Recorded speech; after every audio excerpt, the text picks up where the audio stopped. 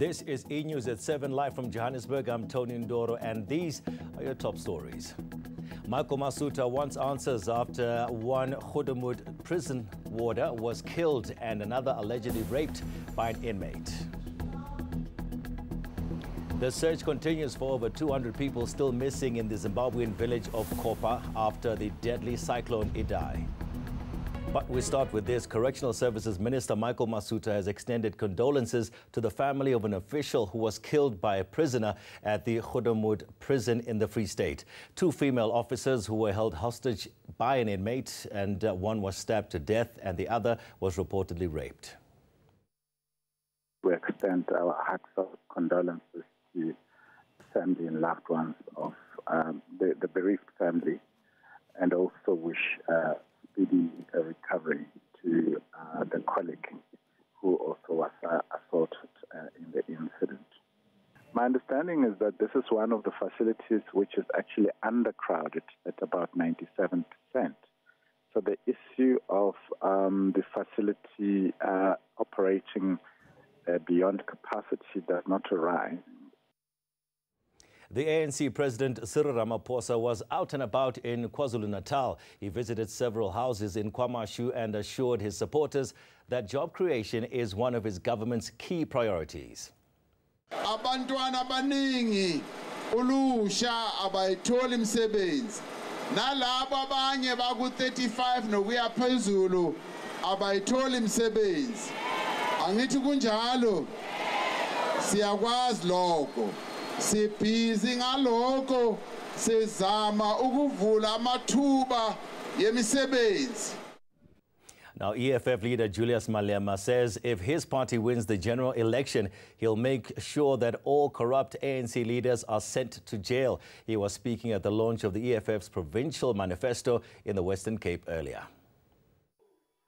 That when we take over government, first thing first, Zuma prison. That's where it's going. If you want to see Zuma arrested, vote for EFF. And then a cellmate of Zuma, Cyril Ramaphosa, they will be together. That one for stealing money from Nkandla, this one for murder. And then they will be followed by Nomvula Mkonyan, Busasa, prison. Then don't forget Batabile Damini, Sasa, prison. Malusi Gigaba, imagine this in your mouth, you will do it in prison. You will do those things of mouth in prison. Some much-needed relief for students and universities in Gauteng. Government has identified buildings that it'll hand over to house students. Accommodation shortages aren't new, though, and students are questioning government's motives. The Infrastructure Development Department identified available and underused buildings in and around Johannesburg and in Pretoria. Masego Rahlaga has more. The demand for safe and sustainable accommodation has intensified, with student leaders saying it needs urgent attention. Housing has a direct impact on students' academic success. This is one of the solutions coming from Gauteng Premier David Makhura's office, a building near Wits University in Parktown. The old health building will need to be renovated, and this will require time and money. Meanwhile, students will have to continue sleeping in the libraries because they cannot afford the rent at most of the private buildings around here. Student leaders say they appreciate this, but wonder why it's suddenly happening now after such a long fight. We will take the buildings because we are in need of them. But I mean, if you check the last, maybe for the past 7 years, all SRCs, they have been speaking on the same issue. We are ANC. It's like ANC is in charge at VETS. It can't be that we are in charge at VETS and we have such issues. The university says it's still awaiting paperwork from government.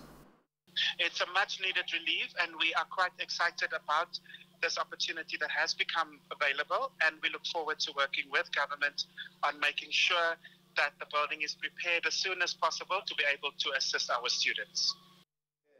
This isn't a new idea. In 2017, then Higher Education Minister Bladen Zimande handed over an old nursing home to Wits University for student accommodation. Masego Rahlaga, Braamfontein.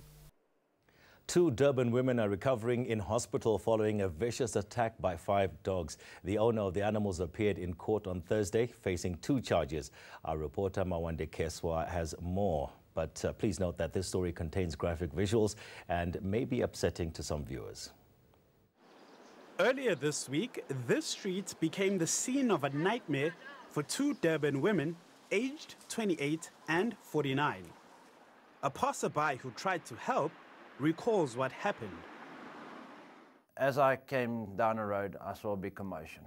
All right, the dogs were aggressively biting something, and I realized it was not something, it was someone.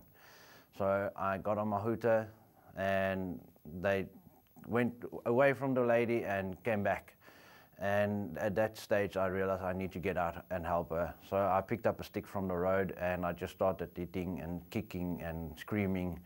And by this stage, another lady stopped behind me, behind my vehicle, and she tried to call the owner.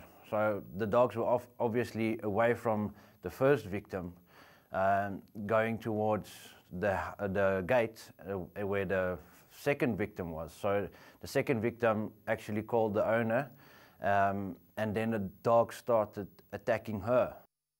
Both victims suffered various injuries to their lower bodies. Her left leg, it's worse than the right one. Police say the owner of the dogs is facing 2 charges. The Manzimtoti police have opened a case of keeping vicious dogs as well as assault with intent to do grievous bodily harm. That is why this man has been arrested and he is facing these charges at court. The SPCA says the dogs must be euthanized. The suspect is due back in court on the 16th of May. Mawande Keswa, Durban. All right, coming up, a former Mozambican President Joaquim Chissano pleads with the world to continue giving assistance to his country after the devastating cyclone. Stay with us.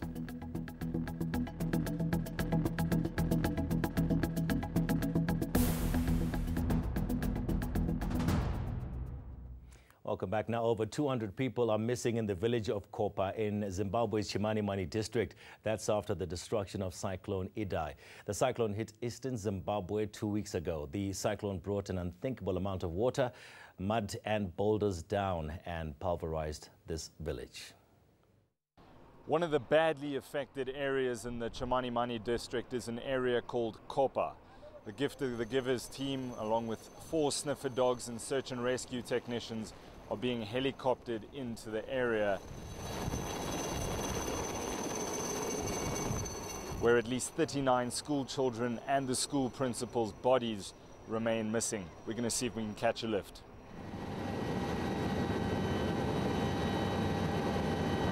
It's worse than anyone could have imagined. What looks like a massive riverbed from the air is where Kopa used to be. As we land, we're told there's a woman looking for family members, including her daughter and granddaughter.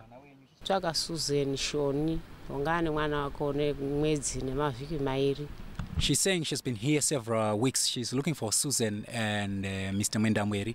They all perished during the disaster, and she has been coming here for several days looking for her. And she is actually praying if she could find the bones just to keep or to make the matter rest. Her pain felt by so many here.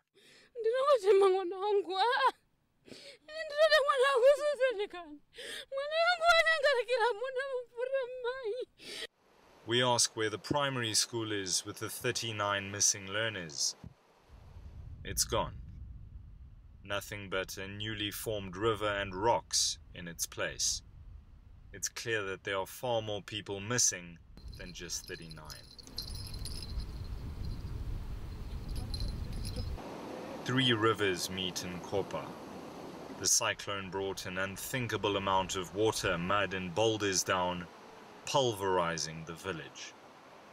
Among the debris, the sniffer dog teams managed to identify 10 possible victims buried beneath our feet. I'm sitting on what used to be Kopa village.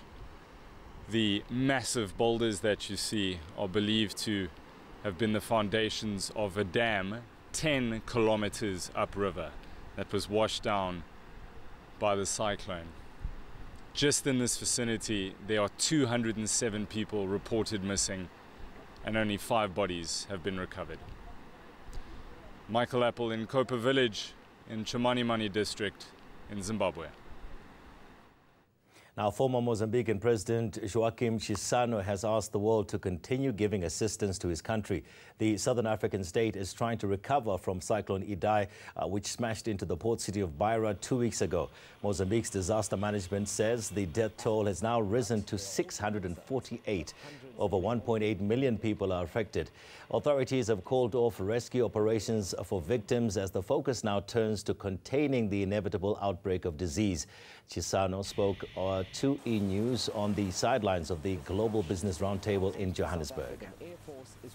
Many people may still die, not by the direct effects of the cyclone, but by the diseases, by other adversities of lack of shelter and things like that. So we may have people dying, but anyway, there will be still a lot of suffering if the infrastructures are not rebuilt.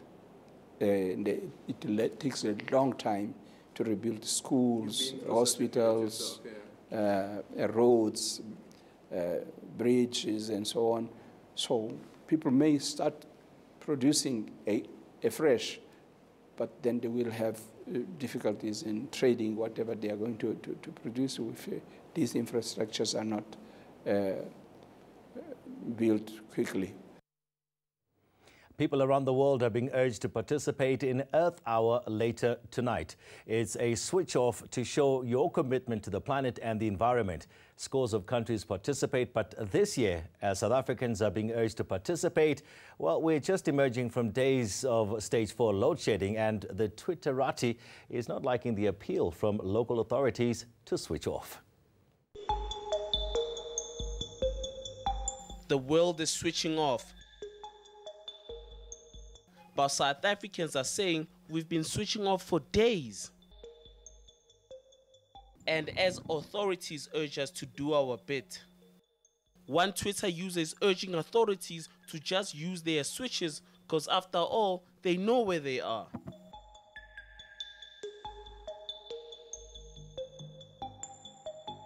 Another says he's more than willing to do his bit for the environment, so he'll plant a tree.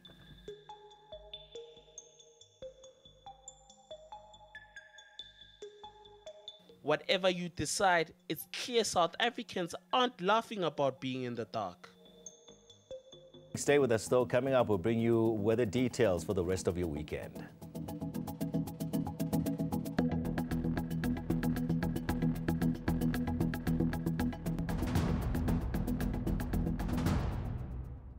Welcome to the Weather Center. We have a cold front that is going to hit our shows tonight, and as we get into Sunday morning, the front will introduce light rain into the southwestern parts of the country. It will also be rather foggy for your Sunday morning over parts of the west coast and the Justin interior, as well as across parts of the Eastern Cape, KwaZulu-Natal, and the Eastern Escarpment areas. Then in the afternoon, we will see isolated thundershows extending from the eastern parts of the Northern Cape into much of eastern South Africa, and also pushing down into parts of the Eastern Cape and western KwaZulu-Natal.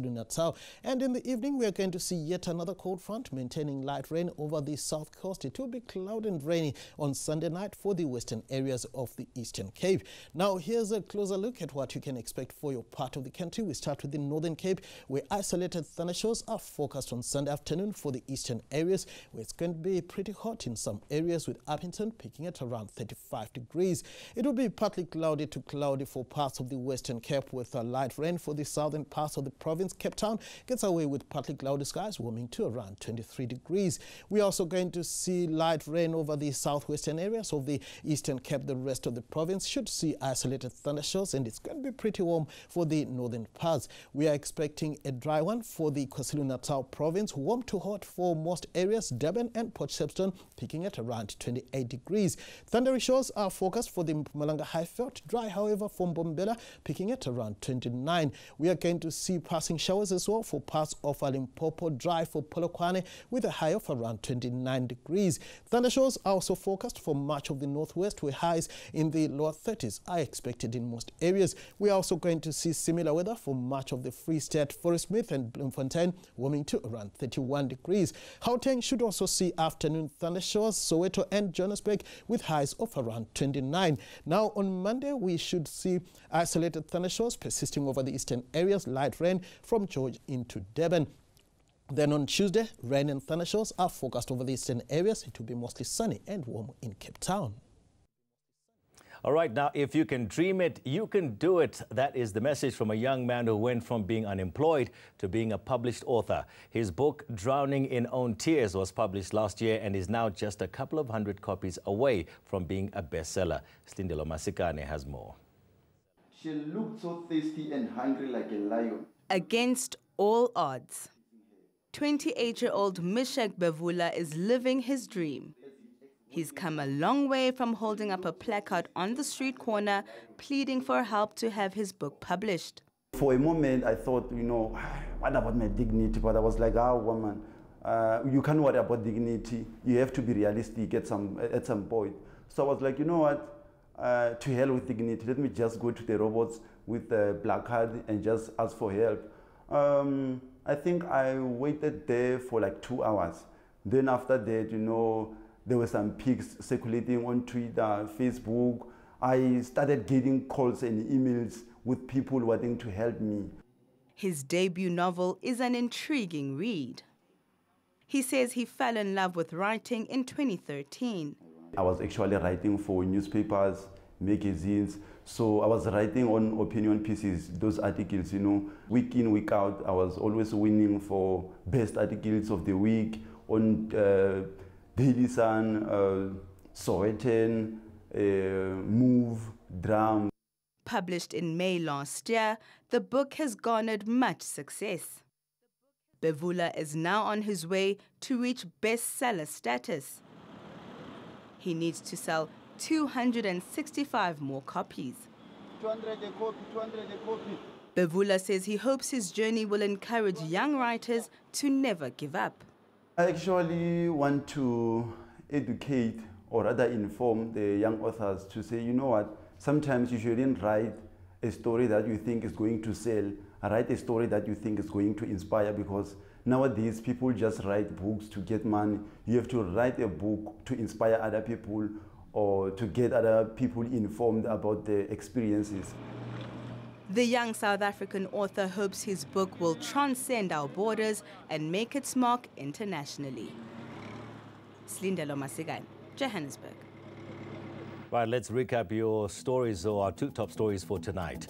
Michael Masuta wants answers after one Khudumud prison warder was killed and another allegedly raped by an inmate. The search continues for over 200 people still missing in the Zimbabwean village of Kopa after the deadly cyclone Idai. That's it from me and everybody behind the scenes. Have a fantastic Saturday evening. Good night.